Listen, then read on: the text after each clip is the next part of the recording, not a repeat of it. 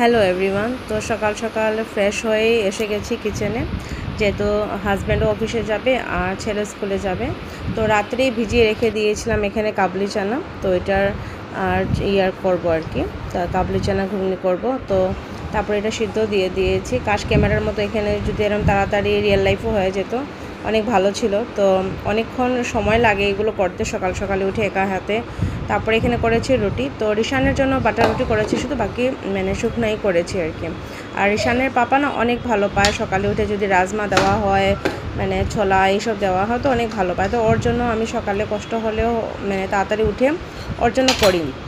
যেহেতু ব্যাংকে জব করে তো অনেক প্রেশার থাকে, তো এত সময় থাকে না যে ও আরামসে লাঞ্চ করতে পারবে। তো দুপুরে তো সকালে আমি একটু পেট ভরা ওকে দিয়ে দিই আর কি, যে ব্রেকফাস্টটা যেন হেভি থাকে আর কি। তখন দুপুরের লাঞ্চটাও শান্তিতে করতে পারে না। আর এখানে টিফিন রেডি করে দিয়েছি, আজকে 2টা টিফিন রেডি করেছি। আমার দিদির ছেলের মোনার জন্য করেছি রেডি।